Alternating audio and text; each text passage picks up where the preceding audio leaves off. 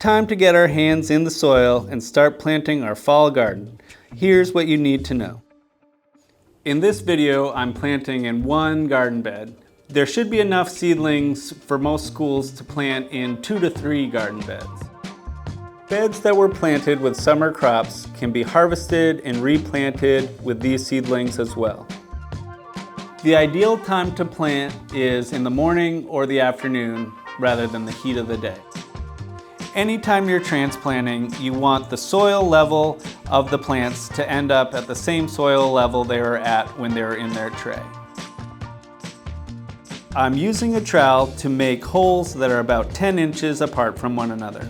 I've found it's beneficial to pre-make holes if you're working with students so you can have multiple students planting at the same time.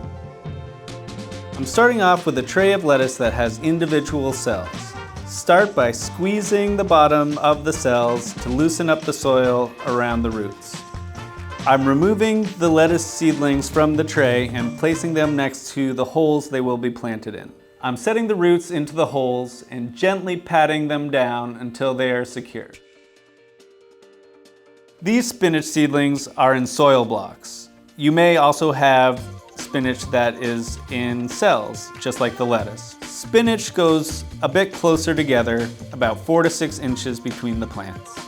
With soil blocks, you need to tease the plants apart. I'm placing the roots into the hole and again, gently patting the soil around it until the plants are secure. Kale's up next and it needs a bit more space, about a foot between plants. I'm gently separating each plant and placing them next to the holes they will be planted in. I'm putting the roots of the kale into the hole and again securing the plants using soil around them. As always, after transplanting, it's time to water. You're going to want a watering can or the gentle spray of a hose to go around all the plants at least twice. Now that we're done watering, let's set up the row cover. First, you're going to want to gather several rocks that will hold down the row cover. The wire needs to be spaced 2 to 3 feet apart. I'm putting one end in at a time, about 6 inches into the soil, using the side of the garden bed to provide added support. Then lay the row cover over the bed, using a rock at one end to secure it, and straighten out the row cover. Ideally, you'll have enough slack on each side of the garden beds to put a rock down to secure. You can cut the row cover using a utility knife, as I am here, or you can use scissors. The row cover is specifically for when the weather gets colder.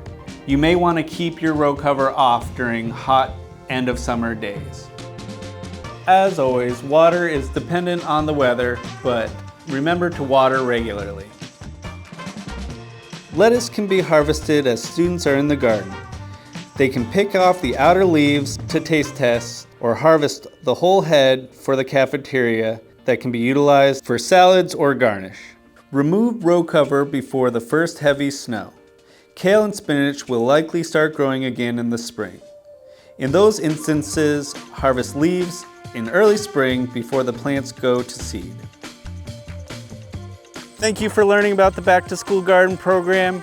We hope your school will benefit from this and that it will bring your students a lot of inspiration and sustenance.